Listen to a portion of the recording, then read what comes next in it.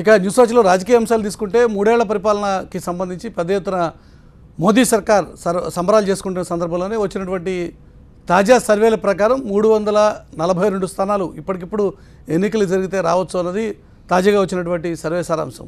నిజంగా ఇది మోదీ సర్కార్కి ఒక కొత్త ఊపు ఉత్సాహం ఇచ్చేటువంటి అంశం అయితే, కాంగ్రెస్ పార్టీకి మాత్రం కేవలం 142 స్థానాలు. ఇక మాట్లాడితే యూపీఏ ప్రభుత్వానికి అయితే 82కే పరిమితం అవుతుంది.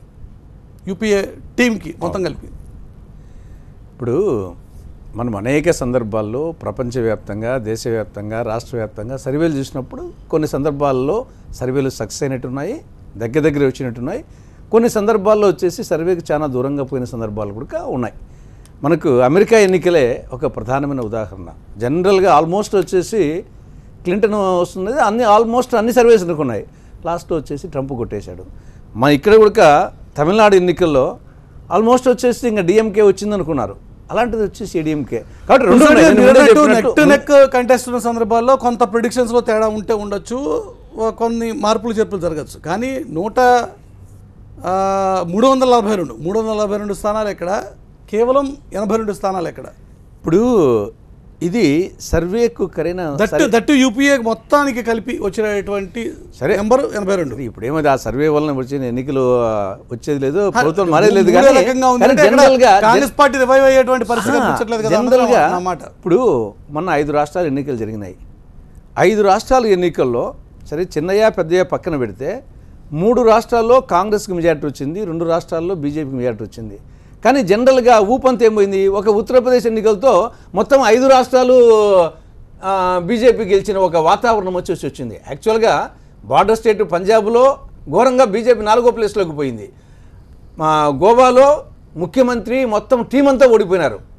తర్వాత మణిపూర్లో కూడా కాంగ్రెస్ మెజార్టీ వచ్చింది. కానీ ఇవన్నీ పక్కన పోయి 5 రాష్ట్రాల్లో 3 రాష్ట్రాల్లో బీజేపీకి తక్కువ వచ్చినా కానీ యూపీ అనే ఒక అంశంతో మొత్తం వచ్చేసి ఒక యుఫోరియాలో బీజేపీ యుఫోరియా అన్నారు. ఆ విధంగా వచ్చేసి ఒక్క యూపీ అనేది చిన్న విషయం ఏం కాదు కదా. ఒక్క యూపీ ఇంపాక్ట్ చూపించింది అంటే అది కదా అక్కడ దేశం అంతా. ఒకసారి మనం వచ్చేసి ఒక వేవ్లో కొట్టుకుని పోతుంటాం. మనం యూపీ ఎంత ముఖ్యమో ప్రతి రాష్ట్రము ఈక్వల్ ఇంపార్టెంటే. మనము గోవా ఇంపార్టెంట్ కదా, ఒక రాష్ట్రంలో అధికారంలో ఉండి కేంద్రంలో మీరే అధికారం, ముఖ్యమంత్రి మంత్రులందరూ చిన్న విషయం కాదు కదా. పూర్తి స్థాయి అనుకూలంగా ఉన్నాయి, సానుకూలంగా ఉన్నాయి. 300 పైచిలకు స్థానాలు రావచ్చు అన్నది ఈ సర్వే సారాంశం. కానీ సర్వేలు అన్ని సందర్భాల్లో నిజం కావాలన్నది తులసిరెడ్డి గారికి ఉన్నటువంటి ఒక నమ్మకం. కాకపోవచ్చు మురళి గారు, సర్వేలు అన్ని సందర్భాల్లో నిజం కాకపోవచ్చు. ఇవాళ చేసే సర్వే ఉపయోగం లేకపోవచ్చు. ఇంకా 2 ఏళ్ళు దాకా టైం ఉంది, ఈ 2 ఏళ్లలో ఏదైనా అవచ్చు. కానీ ఒక్క విషయం మాత్రం నేను చాలా స్పష్టంగా చెబుతాను. నరేంద్ర మోడీ గారు ప్రధానమంత్రి అయిన తర్వాత ఫస్ట్ కరప్షన్ తగ్గించే విషయంలో ఆయన చేస్తున్నటువంటి కృషిని, చిత్తశుద్ధిని ఎవరు దేశంలో, నా ఉద్దేశంలో ప్రతిపక్ష పార్టీలు కూడా దాన్ని అనుమానించడం చేయలేరు. ఇది చాలా ఫస్ట్ టైము ఒక కుళ్ళిపోయిన కరప్షన్తో మిగిలిపోయిన ఈ వ్యవస్థ నుంచి మార్పు తీసుకొచ్చారు. రెండవది, ఆయన ప్రధానమంత్రిగా మరి ఉన్నప్పుడు పోటీ అభ్యర్థిగా ఈయన కూడా సంబుజ్జి అనేటటువంటి అభ్యర్థి ఇవాళ లేరు. అయితే ఇది ప్రెసిడెన్షియల్ ఎలక్షన్ కాదు, ఇది ఇండైరెక్ట్ ఎలక్షనే. ఎంపీలను ఎన్నుకుంటారు, తర్వాత ఎన్నుకుంటారు, రకరకాల కారణాలు ఉంటాయి. కానీ గోవాలో మీ పార్టీకి సంబంధించిన కీలక సమావేశం జరిపి మోదీని మీ పార్టీ ప్రధాన అభ్యర్థిగా ప్రకటించే వరకు మీ పార్టీలో కూడా ఎవరు క్లారిటీ లేదు కదా, మీరు గందరగోళంలో ఉన్నారు కదా. లేదు, కానీ పార్టీలో కూడా అద్వానీ లాంటి సీనియర్లు సైతం వ్యతిరేకించి రాజీనామాలు చేసిపోయినటువంటి సందర్భాలు ఉన్నాయి కదా. రాజీనామాలు దాకా లేదు, కానీ కొంత వాస్తవం. చివరికి పార్టీ రాజీనామాల దాకా మా పార్టీలో ఉండదులే, కానీ చివరికి పార్టీ నిర్ణయించింది ఆయన ఉన్నారు. కానీ ఇవాళ ఒక చారిత్రాత్మక అవసరం ఏంటంటే, ఆయన తలపెట్టిన ఈ కార్యక్రమాలు, ఒక పక్క అవినీతి ప్రక్షాళన, రెండో పక్క డెవలప్మెంట్, మూడో పక్క ఈ పేదల అభ్యున్నతి, ఈ కొనసాగాలంటే 2019 కూడా తిరిగి ఎల్లకాలం ఆయనే ప్రధానమంత్రిగా ఉండడు, బీజేపీ ఉంటుందని కూడా నేను అనుకోను. కానీ 2019 చాలా కీలకం. ఎందుకంటే ఈ చేపట్టినవన్నీ తిరిగి వెనక్కిపోకూడదు. ఈ కాస్త ఒక గాడిని పడితే బండి, ఆ తర్వాత దాన్ని డీరైల్ చేయాలన్నా దానికి చాలా కష్టం పడుతుంది. కాబట్టి ఆ విషయంలో 2019 వరకు మాదే అన్నది మీకు ఉన్నటువంటి నమ్మకం అంటారు. రైట్, ఒక్క నిమిషం రామన్ గారు. ఇప్పుడు ఒకటే మురళి గారు, అందుకని మీ నాయకుడు కూడా మహానాడు వేదికగా మన పొరపచ్చాలు ఉన్నా కూడా బహిరంగంగా మాట్లాడద్దు కాదు. గత ఎన్డీఏ ప్రభుత్వం అంటే ఈ 3 సంవత్సరాల పరిపాలన ఏ విధంగా ఉంది అనేది, ఇప్పుడు సర్వే ఏదైనా కానీ ఊహాజనితంగా కొంత, ఇప్పుడు చేసిన సర్వే అయితే ఒక 200 సెంటర్స్లో దాదాపు లక్షల్లోని శాంపిల్స్ తీసి ఇది గ్రామీణం పట్టణం అన్నిట్లో చేసి ఈ సర్వే రిపోర్ట్ ఇచ్చారు. దీనివల్ల ఏమిటి పని అవుతుంది, జనరల్గా ఈ సర్వే రిపోర్ట్స్ వచ్చినప్పుడు అవునా కాదనే దానికన్నా కూడా కరెక్షన్ చేసుకుంటాకి కొంత దోహదపడుతుంది ప్రభుత్వ పరిపాలన, ఏ ప్రభుత్వమైనా కానీ. ఇప్పుడు ఎన్డీఏ మనం తీసుకుంటే ఇందాక రఘునాథ్ బాబు గారు చెప్పినట్టుగా గత ప్రభుత్వం 12 లక్షల కుంభకోణాలు యూపీఏ 102లో ఉంటే ఈ 3 ఏళ్ళ ఎక్కడ ఒక్క కుంభకోణం కూడా లేదు. ఒకటి. రెండోది, పనితీరు ఏ విధంగా ఉందంటే కొన్ని బాగున్నాయని కొన్ని బాగోలేదని రకరకాలుగా ఏమని ఇచ్చారు. అందులో కూడా కొన్ని కాలమ్స్ స్వచ్ఛ భారత్ క్షేత్రస్థాయిలో చేరిందంటే 57% అని, అదేవిధంగా పనితీరు ఏ విధంగా ఉందంటే 61% అని. అయితే అందరికన్నా కూడా 2 విషయాల్లో మాత్రం 2 సర్వేలు, టైమ్స్ ఆఫ్ ఇండియా కానీ ఇండియా టుడే కానీ సర్వే, శాంతి భద్రతల విషయంలో మహిళల రక్షణ విషయంలో మాత్రం 20%, 16 కన్నా కూడా తగ్గిందని అది ఒకటి ఇచ్చారు. అది కరెక్ట్ చేసుకుంటే మనకు ఉపయోగపడుతుంది.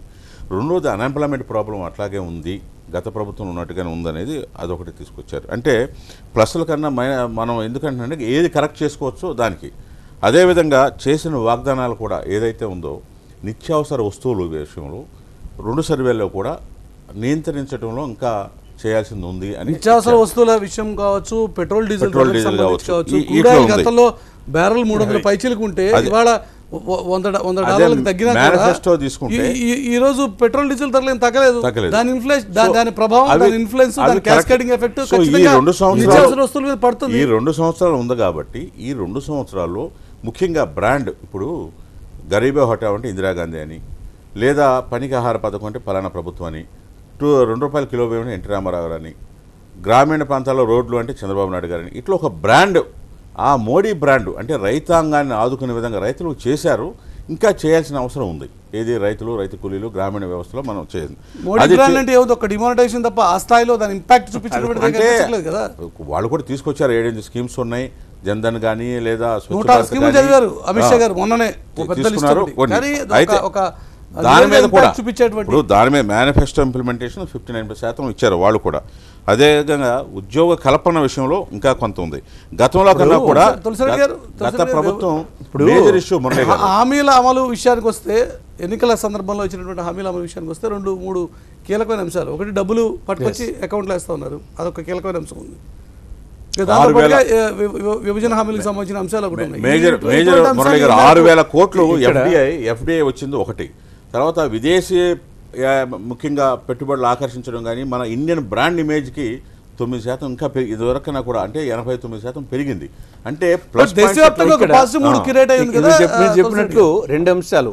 ఒకటి ఆంధ్రప్రదేశ్కు సంబంధించి యాంగిల్లో, ఒకటి ఓవరాల్గా దేశం యాంగిల్లో ఒకటి ఆలోచించినప్పుడు ఆంధ్రప్రదేశ్కు సంబంధించి ఈరోజు మోడీ అంటే ఆంధ్రప్రదేశ్లో ఒక విలన్, ఒక మోసగాడు అనేది ఉంది. ఎందుకంటే కాంగ్రెస్ పార్టీ కంటేనా, కాంగ్రెస్ పార్టీ, బీజేపీ అందరూ వచ్చేసి విభజనకు సంబంధించి అందరూ చేసినట్టే. కాంగ్రెస్ పార్టీ మీద మామూలు కోపం లేదు కదా. సరే, ఇప్పుడు వచ్చేసి సరే కాంగ్రెస్ పార్టీ గురించి కోపం పెట్టుకున్నారు. సరే, అది దానికి అది అయిపోయింది. మొన్న 70లో ఎమర్జెన్సీలో కోపంతో ఓడించారు. మళ్ళీ 80లో మళ్ళీ ఆవిడతోనే పరిపాలించి మళ్ళీ ఆ పరిస్థితి మళ్ళీ వచ్చింది. ముస్లిండిన బసిరెడ్డి ఎమ్మెల్యేని ఆఖరికి కాంగ్రెస్ ఎమ్మెల్యే అనే పరిస్థితి రాష్ట్రంలో ఇప్పటికే వచ్చేసింది. కాబట్టి ఆంధ్రప్రదేశ్కు సంబంధించి చాలా వ్యతిరేకత ఉంది. ఇంకా దేశానికి సంబంధించి తీసుకుంటే ప్రధానంగా కేంద్ర ప్రభుత్వము ఆర్థిక, విదేశీ, రక్షణ రంగాల్లో ప్రధానంగా దాని పాత్ర పోషించాలా. ఈరోజు విదేశీ విధానంలో ఆయన దేశాలు తిరుగుతూ ఉండొచ్చు, కానీ పక్కన చైనాకు మనకు రోజు రోజుకు దూరం పెరిగిపోతూ ఉంది. చైనా, పాకిస్తాను, మిగతా మన సరౌండింగ్ దేశాలను చేసి చైనాకు అనుకూలంగా అయిపోతున్నాయి. కాబట్టి విదేశాంగ విధానంలో సరే తిరగడము, వాళ్ళ ఉపన్యాసం ఇవ్వడం వేరు, కానీ పరిస్థితి చాలా క్రిటికల్గా మారబోతుంది విదేశాంగ విధానంలో. రక్షణ ఒక పెద్ద థ్రెట్ ప్రపంచానికి. ఆ మాట ఎస్పెషల్లీ అమెరికా సంయుక్త రాష్ట్రాలే ఈ రోజు చైనా గురించి 1 వాళ్ళు ఎన్నో దూరంగా ఉన్నారు. వాళ్ళు మనకు చైనాకు, అమెరికా పక్కన ఉండేది మనం వచ్చేసి.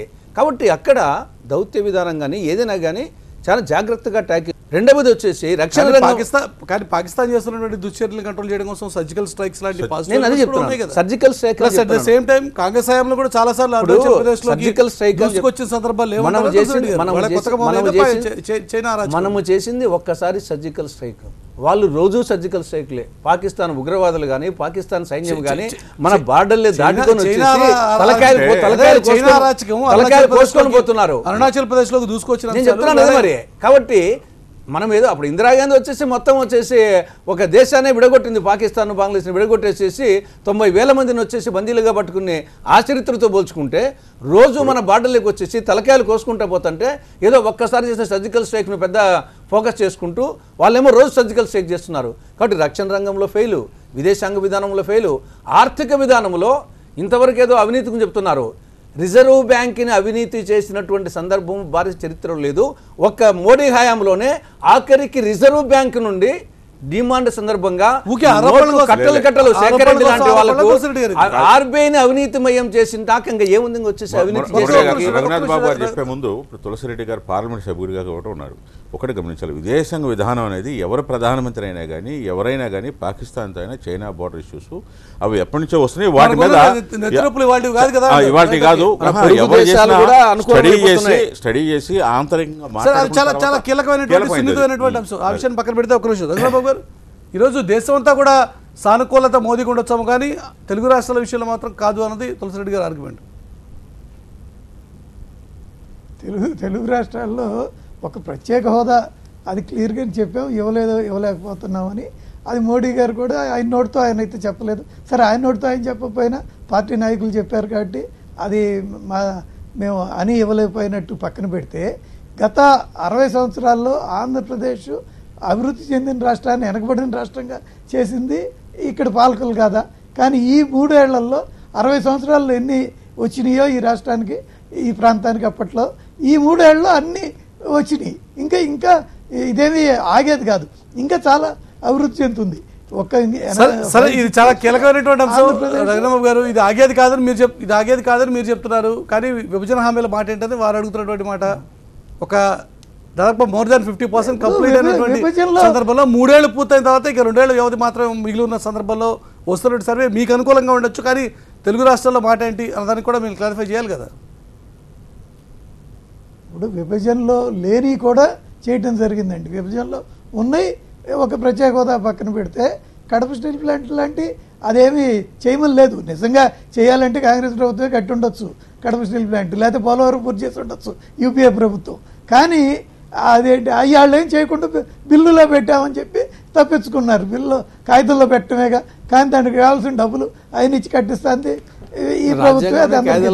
కానీ ఒకటి కాగితంలో పెట్టారు కదా అంటే కాగితంలో పెట్టారు కదా అంటే ప్రత్యేక హోదా కాగితంలో పెట్టలేదు కదా, మీరు తీసేసింది అంటే కాగితంలో పెట్టి తీస్తారు. 10 ఏళ్ళు అధికారం ఉండి 10 ఏళ్ళు అధికారంలో ఉండి అమలు చేయలేకపోయారు. ఆ విషయాన్ని నేను స్పష్టం చేస్తున్నా. కాంగ్రెస్ పార్టీ చేయలేదు సార్, కాంగ్రెస్ పార్టీ చేసింది, కాంగ్రెస్ పార్టీ చేయలేదు కాబట్టి కదా మూల్యం చెల్లించుకుంది. ఓకే, కాబట్టి ఆంధ్రప్రదేశ్ విషయంలో ఎటువంటి అపోహలు భయాలు అవసరం లేదు. ఇది చాలా అభివృద్ధి జరిగేటట్టు చేయటం జరుగుతుంది. విదేశాంగ విధానంలో కూడా ఒక విషయం తప్పకుండా పాకిస్తాన్తో ఇవాళ కొంచెం గట్టి ఘర్షణ అదేది వాతావరణం చేస్తున్నాం. ముఖ్యంగా కాశ్మీర్లో చూస్తే వీళ్ళని ఎలిమినేట్ చేసేసేదానికి ఉగ్రవాదుల్ని పెద్ద ఎత్తున ప్రయత్నం జరుగుతుంది. దీనికి రిటాలియేషన్ కూడా ఉంటుంది, అవతలాళ్ళు ఏం చూస్తూ ఊరుకోరు. కాబట్టి మనకి ఏదైనా ఒక జబ్బు వచ్చినప్పుడు దాన్ని పోగొట్టుకోవాలంటే కొంత బాధపడాలి, కొంత కష్టం జరుగుతుంది, లేదంటే అది ముదిరిపోతూ ఉంటుంది. సో యూపీఏ ప్రభుత్వం దాన్ని ముద్ర పెట్టింది. ఇవాళ దాన్ని ఎలాగోలా తీసేసి ఆ ప్రక్షాళన సరిచేసే ప్రయత్నం మీరు చేస్తూ ఉంటారు. ప్రస్తుత సర్వేలు అయితే మీకు చాలా అనుకూలంగా ఉన్నాయి కాబట్టి పెద్దగా మీరు ఆందోళన పడాల్సిన అవసరం లేదు అంటారు. కానీ ఆందోళన పడాల్సింది, ప్రస్తుత సర్వేలు చూసి కంగారు పడాల్సింది మీ ప్రత్యర్థి పార్టీ. మరి ఆ ప్రత్యర్థి పార్టీ ఈ మేరకు తమకి సంబంధించినటువంటి సమస్యలు కరెక్షన్ చేసుకుంటుందో చూద్దాం. చర్చలో పాల్గొన్న ముగ్గురు నాయకులకి ధన్యవాదాలు. ఇది వాళ్ళు న్యూస్ వచ్చినప్పుడు న్యూస్ వచ్చిన వాళ్ళు కలుసుకుందాం. చూస్తూ ఉండండి టీవీ9.